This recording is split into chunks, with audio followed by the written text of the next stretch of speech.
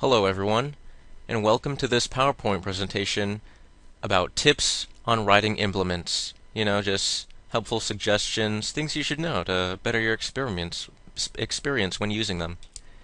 How to choose your writing implement. Before choosing what kind of writing implement you want to buy, there are first a few things you must consider. Are you a blade of grass? If so, probably you want to go with a fountain pen. I mean, it only makes sense. It looks like you. Do you speak English? If you do, you don't want to get a English pen because foreign experience helps better your college life and job outlook. How do you brush your teeth in the mornings? And most importantly of all, is your name Barack Obama?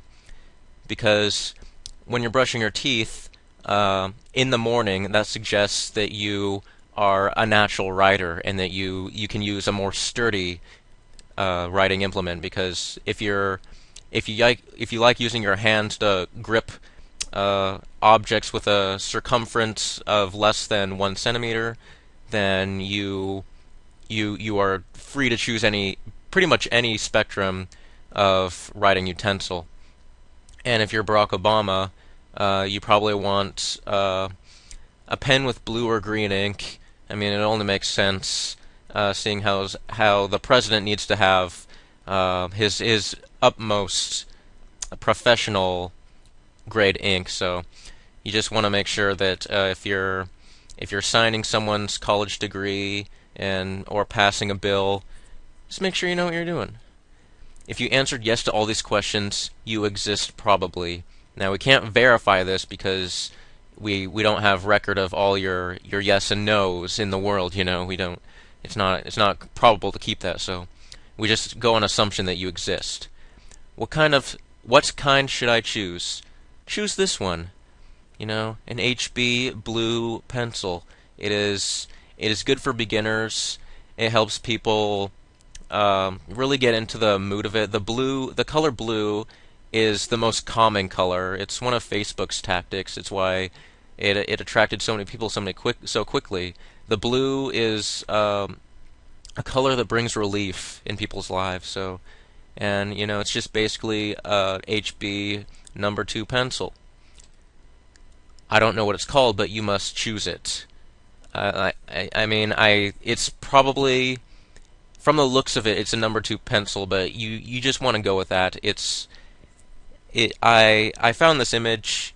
I knew, like, that's a good pencil. It shows character and it shows capability that you will start and you will accomplish. You might not necessarily finish, but you'll have something to go off of, and that's good. So get that pencil. What to do with your new writing implement? What is the point of having a writing implement if you don't do something with it? Exactly. This is the problem that so many people have when they're starting this. You want to you can sketch something, you can draw blueprints for something you're gonna build or structure. Just make it an experience. Make it have purpose in your life. There are exactly 2,835 things which you can do with a writing implement, but only 2 of them are humanly possible. Stick it in the ground and hope it grows. Throw it at your neighbor's cat. So you have to be beyond human if you want to write, and that's the purpose of this PowerPoint presentation that I'm trying to get at. Because humans, their natural possibilities go with plant it, grow it, harvest, because the winter's coming, it's going to be harsh, and you want to feed your family, and you're always trying to protect your crops from things, and those cats like gnawing at the corn, so throw it at your neighbor's cut. That's basic human instinct. But if you want to write, you have to be more than human. You have to be an artist. You have to be a writer. You have to be beyond. So go with the extra human capacity you have. How to name your implement? Call it Andrew, because the implement can write. If you use it, what you do with it, the writing implement wrote Andrew. See? You see what I'm doing? It's just a clever thing that helps trigger your mind and recycle all the lost thoughts that are traveling through your mind. It just that little connection and just the feasible atmosphere you get from it is just accomplished by just having just a cute little, buddy with you, and not just a tool. You want a buddy, not a tool. Don't hang out with tools. Continued. Or if you prefer, Nathaniel. Now, Nathaniel can do it all. Nathaniel Hawthorne was a writer. I have a youth pastor named Nate.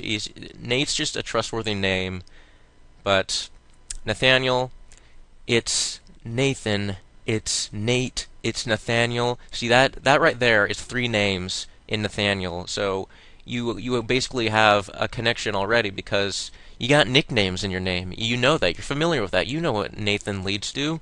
So go on. Continued. Or if you prefer, Jacob. I mean, come on, Jacob. Everyone knows a Jacob. Come on, Jacob, you little pencil. That's all I gotta say about that. Continued. Or if you prefer, Catherine. Because Catherine, Catherine, you're Catherine, not Cather out. So keep it in, guys. Or if you prefer, Anne. If you forget Andrew, if you want it to be female, just be like, and we're writing. And we're gonna get some words on this paper. Continued. Or if you prefer, George. People often associate George with either George of the Jungle or George from It's a Wonderful Life. George is just accomplished things. They're men. They do things. They woo the women. They function. They help the business function. They got it. George will be your support. Those are the only possible options. So make sure you go with those. Everything else, we've tried other names for them. We've tried, Bart. People have gone into epileptic seizures because they've named their pencils Barts. Salad. People have named their pencils Salad. They just end up like combusting or running out of batteries, so quicker. So just make sure your pencil has long life. How to implement your writing. You use a writing implement which you have now. Alright. Wait, you use a writing implement which you have now hopefully named. So let's begin. First, you write something. Go ahead, I'll give you some time. Alright, second, you forgot how to write. This is natural. Don't worry. You just have to continually go through the first steps. Go through the mental process before you go through the physical, strenuous activities of actually picking up the pencil and drawing. So once you get that mental loop, you'll start being able to make loopy-loops, with cursive writing and stuff. You can do that. Third, you throw your writing implement away. This helps make it so you're not at bond with your writing implement. Now, you want to have a pen pal, if you get what I'm saying, but you don't want... Treat it like it's not a real relationship. You want to throw it away, and you can pick it up out of the trash later. I mean, just have an empty trash can, make sure it's clean, there's not other trash in it, throw it away, and it'll help, break the bond, break the real... It won't make you have, a super tight connection. So this will help free you from the stress of maintaining a relationship with an inanimate object. Thanks for to listen, watch.